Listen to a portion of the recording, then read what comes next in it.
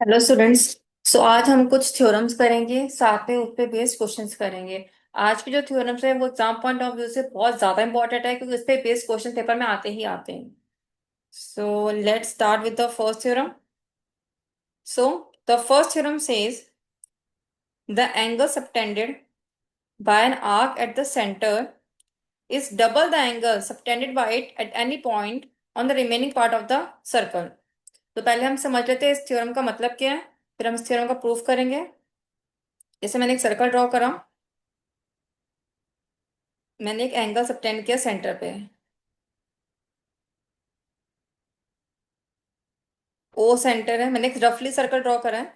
ओ centre पे angle subtend हो रहा है, मैंने इसको मान लिया एंगल एक्स। सो जो एंगल सबटेंड हो रहा है eight the centre, eight the centre वो डबल होता है उस एंगल के जो सबटेंड होता है उस आर्क से eight any point on the remaining part of circle. अगर मैं सर्कल पे कोई भी एक पॉइंट ले लेती हूँ, मान लो मैंने ये वाला पॉइंट ले लिया। अगर यही आर्क जो सेंटर पे एंगल फॉर्म कर रही है वही आर्क अगर किसी और पॉइंट पे सर्कल के एंगल फॉर्म कर रही है, माने रफली सर्कल ड्रॉ कर रहा है मैंने, इस एंगल को मैंने वाई मार्क कर लिया। तो इस थ्योरम के अकॉर्डिंग, इस थ्योरम के अकॉर्डिंग अगर कोई आर्क, सेम आर्क, जैसे ये आर्क जो है मैं येलो से हाईलाइट कर रही हूँ, इस आर्क ने एक्स एंगल सबटेंड किया है सेंटर ओ पे और वाई किया है और रिमेनिंग पार्ट ऑफ सर्कल। तो इस थ्योरम के अकॉर्डिंग जो एंगल सेंटर पे होता है वो डबल होता है जो एंगल रिमेनिंग पार्ट पे सबटेंड होता है। मतलब अगर मान लीजिए कि अगर वाई जो है मेरा 30 डिग्री होता, वाई मान लीजिए 30 डिग्री होता, तो मैं एक्स फाइंड आउट करने के लिए अगर मुझे एग्जाम में दिया जाता है, एग्जाम में मान लो क्वेश्चन में हमें गिवन है कि वाई 30 डिग्री है, एक्स फाइंड आउट करो, तो इस थ्योरम के अकॉर्डिंग हम कह सकते हैं कि एक्स 2 वाई होगा।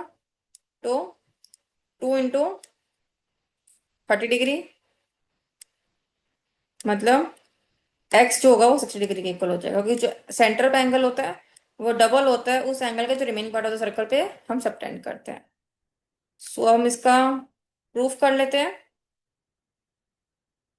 ये मैंने एग्जांपल के थ्रू थ्योरम समझा दिया, अब हम इसका प्रूफ करेंगे। सो में एक सर्कल गिवन है विद सेंटर ओ। मैंने दो केसेस लिए, केस 1 और केस 2। दोनों में हमें सेंटर ओ मैंने लिया है।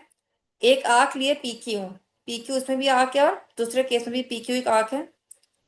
और एंगल पी ए क्यू जो है, और angle P O Q, angle P O Q जो है वो सेंटर पे फॉर्म हो रहा है दोनों ही केस में।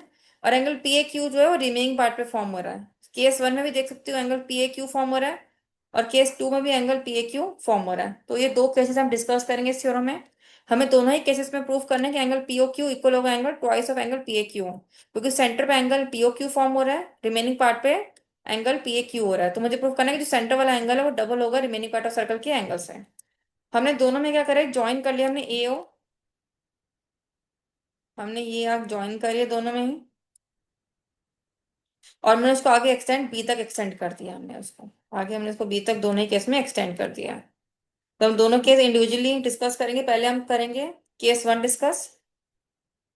सो in triangle A P O, triangle A P O मतलब इस ट्राइंगल में हम देख सकते हैं ओपी इक्वल होगा ओ ए के, ओपी इक्वल होगा ओ ए के क्यू, क्योंकि रेडिया सेम सर्कल का, सेम सर्कल के रेडिया हमेशा इक्वल होते हैं।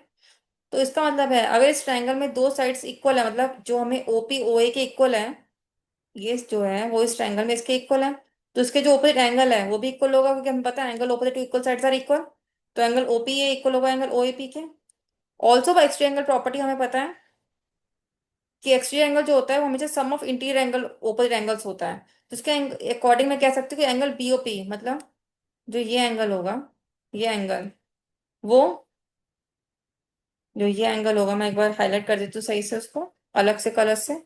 तो ये एंगल जो होगा वो this angle plus this angle हो जाएगा एक्सट्रा एंगल प्रॉपर्टी के according. So angle BOP equal हो गया, एंगल बीओपी इक्वल हो गया एंगल ओपीए प्लस एंगल ओएपी के। अब हमें पता है कि दो एंगल्स इक्वल हैं, तो मैं एंगल ओपीए की जगह एंगल ओएपी लिख सकती हूँ। इस एंगल को मैं ओएपी ही रहने दूंगी, तो हो जाएगा एंगल बीओपी इक्वल हो गया ट्वाइस ऑफ एंगल ओएपी। इसको मैंने थर्ड मार्क कर लिया। अब इन ट्रायंगल ए की ओ, मतलब इस ट्रायंगल में अगर मैं देखूं ओ क्यू इक्वल ओ ए के, मैं अगेन सेम कॉन्सेप्ट फॉलो कर रही हूँ। अगेन मैं सेम कॉन्सेप्ट फॉलो कर रही हूँ कि ओ क्यू इक्वल ओ ए की, इस ट्रायंगल की हम बात कर रहे हैं। ओ क्यू मतलब ये साइड जो है वो इसके इक्वल है, मतलब इसके जो ऑपोजिट एंगल्स हैं वो भी इक्वल होंगे, क्योंकि angles opposite to equal sides are equal, तो मतलब ये एंगल इसके इक्वल हो गया। Again using angle sum property, ये दो एंगल्स इक्वल हो गए। Again using angle sum property हम कह सकते हैं कि ये एंगल होगा, ये एंगल इन दो एंगल्स के सम के इक्वल होगा। So angle B O Q equal हो गया angle O Q A plus angle O A Q. अब ये दो एंगल्स इक्वल थे, तो एंगल ओ क्यू ए मतलब इस एंगल को मैंने इस एंगल से रिप्लेस कर दिया। सो आगे angle B O Q equal to angle O A Q plus angle O A Q. So angle B O Q हो गया twice of angle O A Q. तो इसका थर्ड और फोर्थ मार्क कर लिया हमने। अब इन दो को अगर मैं ऐड करती हूँ, मैंने इन दोनों को ऐड कर लिया। So what we will get, angle B O P plus angle B O Q equal to twice of angle O A P plus twice of angle O A Q.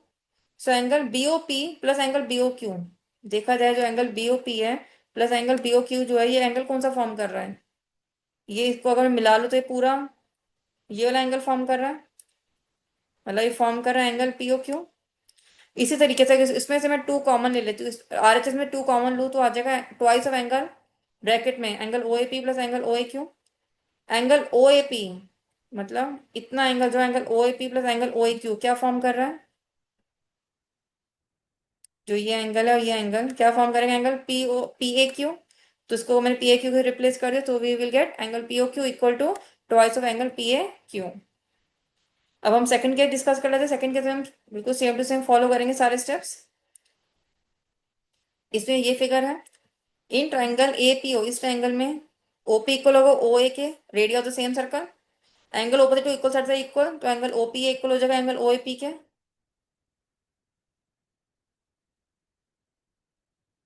O P equal है ओ A के, O P ये हो गया ओ ये हो गया, तो इसके ओपोजिट एंगल जो होंगे ओ पी ए, ये एंगल जो होगा इस एंगल के इक्वल हो जाएगा। Again using extreme angle property हम कह सकते हैं angle B O P equal होगा angle O P A plus angle O A P के। बी ओ पी मतलब ये जो एंगल होगा वो इक्वल होगा इसके सम के, इन दो एंगल्स के सम के। जस्ट एंगल प्रॉपर्टी से ये स्टेटमेंट आ गई है। अब हमें पता है कि दो एंगल्स इक्वल हैं, तो मैं लिख सकती हूँ angle B O P equal to angle O P A की जगह मैं एंगल ओ ए पी लिख देती हूँ plus angle O A P. So we will get angle B O P equal to twice of angle, sorry, so angle B O P equal आ गया twice of angle O A P के। इसको मैंने third mark कर लिया।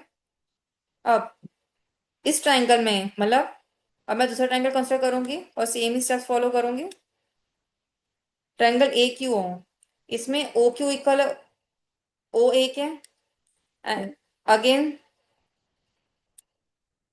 Radius of the same circle, angle opposite to equal sides are equal, तो मैं कह सकती हूँ angle O Q A equal होगा एंगल ओ ए क्यू के। ओ क्यू ए मतलब ये एंगल जो होगा वो इक्वल होगा इस एंगल के। Again using exterior angle property में कह सकती हूँ angle B O Q equal होगा angle O Q A plus angle O A Q, मतलब जो ये एंगल है, ये जो एंगल है वो इस एंगल और इस एंगल के सम के इक्वल हो जाएगा। सो ये स्टेटमेंट आ गई। अब हमें पता है angle O Q A equal angle O A Q के। सो मैंने एंगल ओ क्यू ए को ओ ए क्यू से रिप्लेस कर दिया। So we will get angle B O Q equal to angle O A Q plus angle O A Q. So हो जाएगा angle B O Q equal to twice of angle O A Q. So we will get statement four. Again मैं three और four को add कर लूंगी। So what we will get, मैंने इन दो स्टेटमेंट्स को ऐड कर लिया है, थर्ड और फोर्थ को। So what we will get angle B O P plus angle B O Q equal to twice of angle O A P plus twice of angle O A Q. अब angle B O P plus B O Q मतलब ये बात हो रही इस angle की और इस एंगल की, तो ये इन दोनों को अगर मैं मिला देती हूँ तो कौन सा एंगल फॉर्म होता है, ये एंगल फॉर्म होता है पूरा। और ये एंगल किसके इक्वल होगा, रिफ्लेक्स एंगल पीओ क्यू, ये पीओ क्यू के मतलब जो ऑरेंज से मैंने एंगल मार्क करा है, जो पिंक वाला है उसका जो रिफ्लेक्स एंगल होगा, मतलब ध्यान से देखना कि जो ये जो एंगल है, जो पिंक वाला एंगल है जो मैंने पिंक से मार्क किया है, जो एक्चुअली बीओपी प्लस बीओक्यू से बन रहा है ये वाला एंगल, ये एक्चुअली में रिफ्लेक्स होगा ऑरेंज वाले एंगल के, जो मैंने ऑरेंज ऑरेंज से हाईलाइट किया है, इस एंगल के, इसका रिफ्लेक्स होगा। सो मैं इसको ये भी लिख सकती हूँ, रिफ्लेक्स एंगल पीओ क्यू। इसमें टू टू मैंने कॉमन निकाले राइट साइड से, तो we will get twice of angle O A P plus O A Q. तो reflex angle P O Q equal to, अब देखा जाए, O A P plus O A Q मतलब ये एंगल और ये एंगल कौन सा एंगल फॉर्म करा, angle P O Q. So we will get reflex angle P O Q को मैं ये भी लिख सकती हूँ 360 degree minus P O Q. So this will be equal to twice of angle P A Q. So we will get this statement. So हमारा proof जो है वो बेसिकली इधर तक खत्म हो जाता है। ये लास्ट स्टेटमेंट बस आपकी अंडरस्टैंडिंग के लिए है, ये स्टेटमेंट बस एक अंडरस्टैंडिंग के लिए है। बाकी हमारा जो प्रूफ है वो हमारा इसी स्टेटमेंट पे खत्म हो जाता है। तो ये हमारे डायग्राम के थ्रू है कि अगर हमारा जो पेपर में अगर हमें क्वेश्चन में है उसमें अगर जो डायग्राम है, थ्योरम सेम ही है, डिफरेंस बस इतना सा है, एक मिनट, थ्योरम का प्रूफ सेम है, थ्योरम की स्टेटमेंट सेम है, बस हमें इतना देखना है कि अगर हमारे क्वेश्चन पेपर में इस टाइप की फिगर है या फिर इस टाइप की फिगर है तो उसके अकॉर्डिंग हमें करना है प्रूफ। अगर इस टाइप का केस है, so we will get this statement angle P O Q equal to twice of angle P A Q. और अगर इस टाइप का डायग्राम है पेपर में तो स्टेटमेंट हमारी सेम ही रहती है, जस्ट अपनी कन्वीनियंस के लिए हमें बात कह सकते हैं कि हम ये वाली स्टेटमेंट यूज कर लेंगे अपनी कन्वीनियंस के लिए, आंसर सेम आएगा। बस हम जब क्वेश्चंस करेंगे तो हमें पता चलेगा कि ये वाली स्टेटमेंट जरूरी हो जाएगी अगर हम उस टाइप की स्टेट फिगर्स हमारे पास पेपर में आती है, इस टाइप की फिगर्स। तो पेपर में फिगर देखनी बहुत इंपॉर्टेंट है कि हमें केस वन टाइप की फिगर है या फिर केस टू टाइप की फिगर है। अब हम नेक्स्ट थ्योरम करेंगे। नेक्स्ट थ्योरम है angles in the same segment of a circle are equal. मतलब हम इस थ्योरम में समझ लेते हैं, जैसे हम ये सर्कल देख रहे हैं, हम एक सर्कल गिवन है with centre O, points P और क्यू जो है ऑन सर्कल है subtended angle P O, P and Q जो है ये पॉइंट्स है, ये दो पॉइंट्स है हमारे सर्कल पे, ये दो पॉइंट्स हैं जो सबटेंड कर रहे हैं angle P A Q and angle P B Q at point A and B respectively. और ये दो पॉइंट्स जो है वो सबटेंड करे दो एंगल, हम ए और पी पे देख सकते हैं दो एंगल सबटेंड हो रहे हैं, एंगल पी ए क्यू और एंगल पी बी क्यू। हमें प्रूफ करना है ये दोनों के दोनों एंगल तो बेसिकली सबटेंड हो रही है सेम सेगमेंट पे, मतलब सेम साइड पर है दोनों के दोनों एंगल्स। हमें प्रूफ करना है दोनों एंगल्स आपस में इक्वल है, इस थ्योरम के according angles in the same segment मतलब सेम साइड पे of a circle are equal. अब हम देख सकते हैं, हमें थ्योरम पता है angle subtended by an arc at the centre is double the angle subtended by it at any point on the circle. ये थ्योरम ने अभी करी है। तो देखा जाए हम कह सकते हैं ये एंगल होगा angle P O Q twice होगा एंगल पी ए क्यू के, इस एंगल के ट्वाइस होगा। इसी तरीके से ये same angle P O Q जो होगा वो ट्वाइस होगा एंगल पी बी क्यू के यूजिंग द सेम थ्योरम। तो हम देख सकते हैं कि इन दोनों स्टेटमेंट वन और टू की जो एलएचएस है वो पीओ क्यू के इक्वल है, पीओ क्यू और पीओ क्यू। तो अगर लेफ्ट हैंड साइड इक्वल है तो हम कह सकते हैं कि दोनों की राइट हैंड साइड भी इक्वल होगी। तो twice of angle P A Q equal हो जाएगा twice of angle P B Q के। So what will get angle P B Q equal to angle P A O, और यही हमें proof करना था। अब हम क्वेश्चन कर लेते हैं। इस क्वेश्चन में है in figure A B the diameter of a circle, A B जो है वो डायमीटर है सर्कल का, ए बी जो है वो सर्कल का डायमीटर है। Code C, C D is a code, C D एक कॉड है, सी डी कॉड है equal to the radius of the circle. C D जो है कॉड है और रेडियस के इक्वल है, मतलब जो सर्कल का रेडियस है उसके इक्वल होगी। A C and B D when extended, A C and B D मतलब ए सी और बी डी को जब हमने एक्सटेंड किया तो पॉइंट ई पे मीट कर रहे हैं, मतलब आगे इस ई पे मीट कर रहे हैं। हमें प्रूफ करना है angle A E B, A E B मतलब हमें इस एंगल को प्रूफ करना है किसके इक्वल है 60 डिग्री के। पेपर में 90% टाइम्स ये क्वेश्चन हमेशा पूछा ही जाता है, तो ये बहुत ज्यादा इंपॉर्टेंट है। इसमें मोस्ट ऑफ टाइम्स फिगर्स भी चेंज नहीं होती हैं, तो ये question exam point of view से बहुत ज्यादा इंपॉर्टेंट है। हमें गिवन ए बी डायमीटर है, C D equal radius of circle के, हमें ए ई बी को 60 डिग्री के इक्वल प्रूव करना है। हमने ज्वाइन कर लिया इसके लिए O C O D and B C. हमने किसको ज्वाइन किया है? हमने इस लाइन को ज्वाइन कर दिया है, ओ डी इसको ज्वाइन करा है, और हमने पी सी, इन तीनों लाइंस को हमने ज्वाइन करा है। पेपर में हमें ये तीनों लाइंस गिवन नहीं होगी, तो हमने तीनों लाइंस को ज्वाइन करना है। In triangle O C D, triangle O C D मतलब, मैं ट्रायंगल हाईलाइट कर देती हूँ, ट्रायंगल ओ सी डी।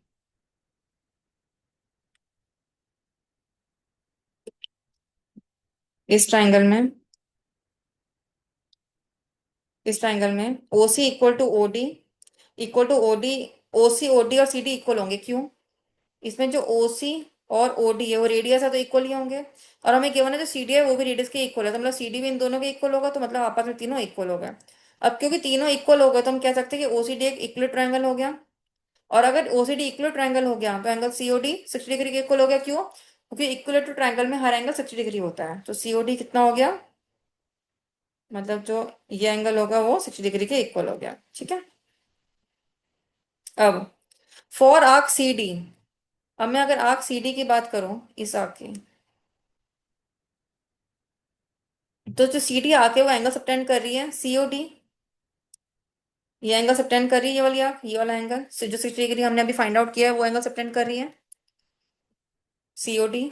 और एंगल सीबीडी भी एक बना रही है वो, सीबीडी मतलब जो आर्क, जो ये वाली आर्क है सी डी, ये एक तो ये 60 डिग्री का एंगल बना रही है, और साथ में ये जो सेंटर पे बना रही है, और साथ में रिमेनिंग पार्ट ऑफ सर्कल पे ये वाला एंगल बना रही है। हमें पता है कि जो सेंटर पे एंगल फॉर्म करती है कोई आर्क, वो डबल होता है उस एंगल का जो वो रिमेनिंग पार्ट पे फॉर्म करती है।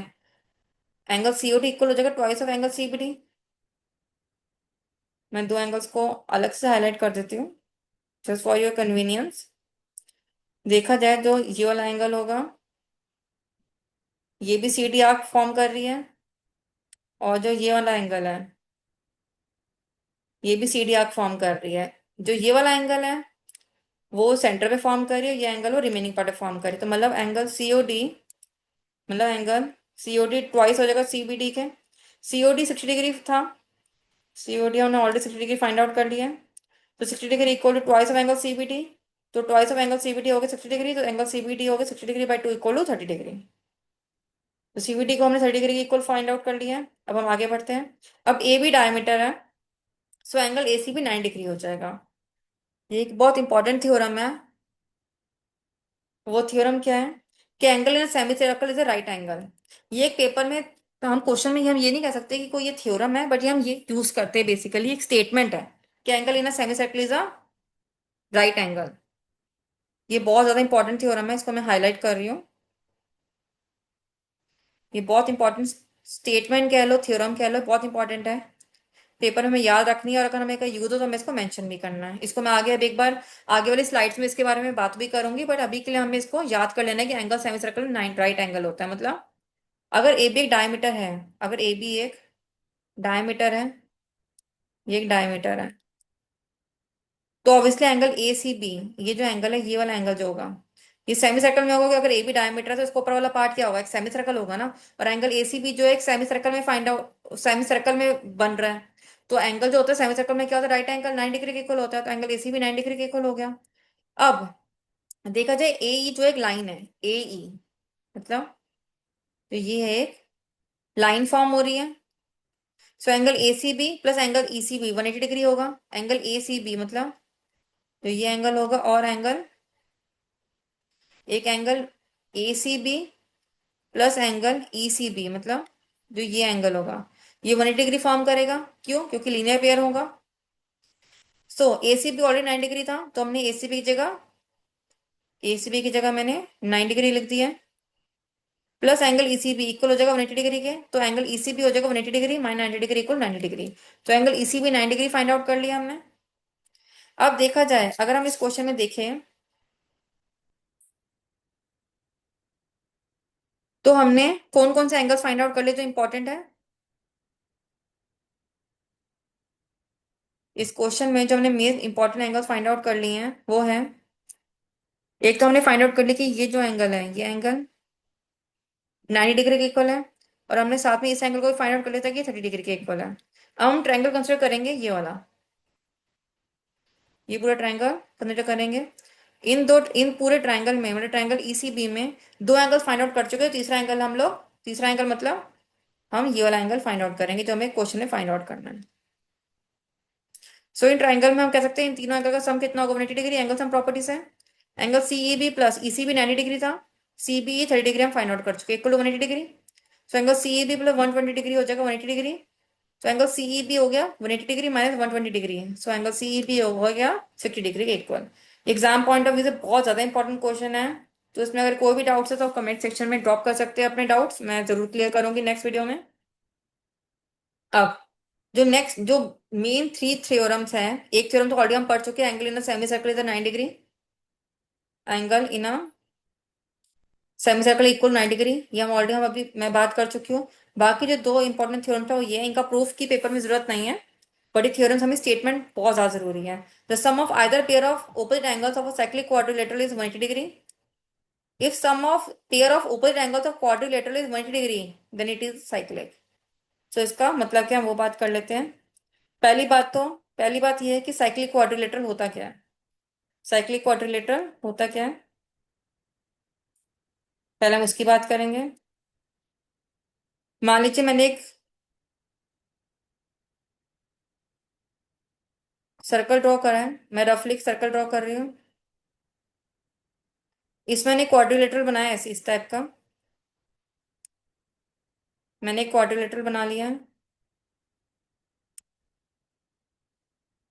एक सर्कल है, सर्कल के अंदर क्वाड्रिलेटरल। हम देख सकते हैं इसकी जो चारों वर्टिसेस है, मतलब क्वाड्रिलेटरल की ये वर्टेक्स, दूसरी वर्टेक्स, तीसरी वर्टेक्स और चौथी वर्टेक्स, चारों की चारों वर्टिसेस देखा जाए सर्कल के ऊपर लाई कर रही है।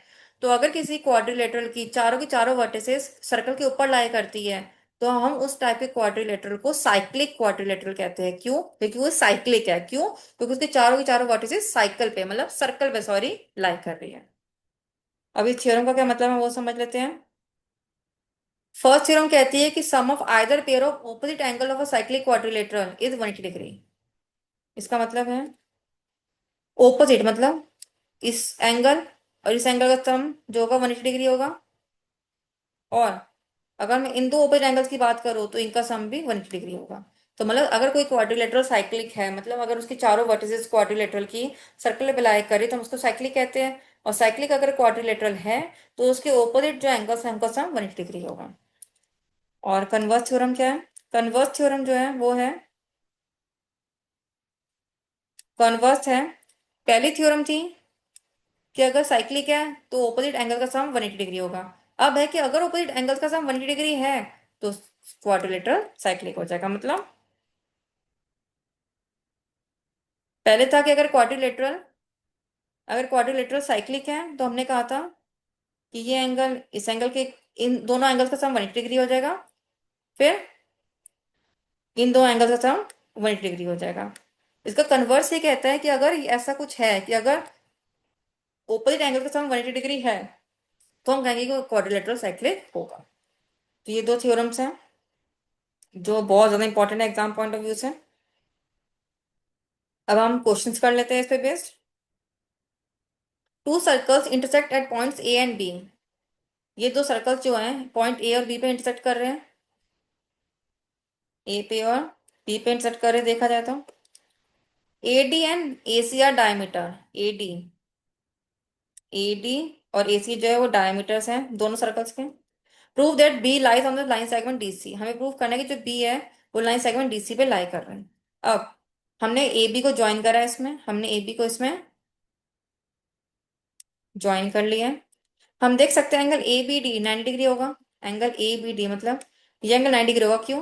क्योंकि ए डी जो है वो एक डायमीटर है। डायमीटर है तो मतलब ऊपर वाला पार्ट सेमी सर्कल हो गया, और एंगल जो होता है सेमी सर्कल में 90 डिग्री होता है। तो angle A B D 90 degree हो गया। इसी तरीके से मैं दूसरे सर्कल में बात करूँ तो ए सी जो एक डायमीटर है और ये सेमी सर्कल हो गया ये वाला पार्ट। तो इसमें जो एंगल लाई कर रहा है वो है angle A B C. So angle semicircle में 90 डिग्री होता है तो ये भी 90 डिग्री हो गया। अब देखा जाए अगर मैं इन दोनों को सम कर दूं, इन दोनों को ऐड कर दूं, तो angle A B D plus angle A B C कितना हो गया? 90 डिग्री प्लस 90 डिग्री 180 डिग्री। मतलब इस पूरे का सम जो पूरा एंगल है 180 डिग्री हो गया। अगर ये 180 डिग्री हो गया मतलब जो ये लाइन, ये डीसी जो एक लाइन हो गई स्ट्रेट, अगर डीसी एक लाइन हो गई, अगर डीबीसी एक लाइन हो गई तो बी जो है वो ऑब्वियसली लाई करेगा लाइन सेगमेंट डीसी पर।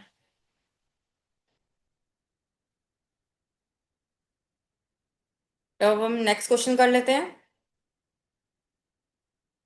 नेक्स्ट क्वेश्चन है, P Q R 100 degree given है और हमें फाइंड करना है एंगल ओपीआर। हमें एंगल ओपीआर मतलब ये एंगल फाइंड आउट करना है। पी आर एक कॉर्ड है, पी आर जो है कॉर्ड है, पी आर जो है एक कॉर्ड है। वी मार्क पॉइंट एस, हमने एस पॉइंट मार्क कर दिया है। इस सर्कल में ये वाला एंगल हमने एक हमने अलग से एस पॉइंट मार्क करा है। P Q R S is cyclic quadrilateral, P Q R S एक साइक्लिक क्वाड्रिलेटरल हो जाएगा, क्यों? क्योंकि चारों वर्टिसेस सर्कल पे लाई कर रही है। Angle P Q R plus angle P S are, angle P Q R मतलब जो ये एंगल है और जो ये एंगल है, इनका सम कितना होगा? 180 डिग्री होगा। पी क्यू आर हमें 100 डिग्री गिवन है, तो 100 plus P S R equal to 180 degree हो गया। तो पी एस आर कितना हो गया? 80 डिग्री हो गया। सो हमने ये एंगल 80 डिग्री फाइंड आउट कर लिया। ये एंगल हो गया 80 डिग्री। अब आर्क पी क्यू आर मतलब एंगल जो आर्क जो पी क्यू आर है मतलब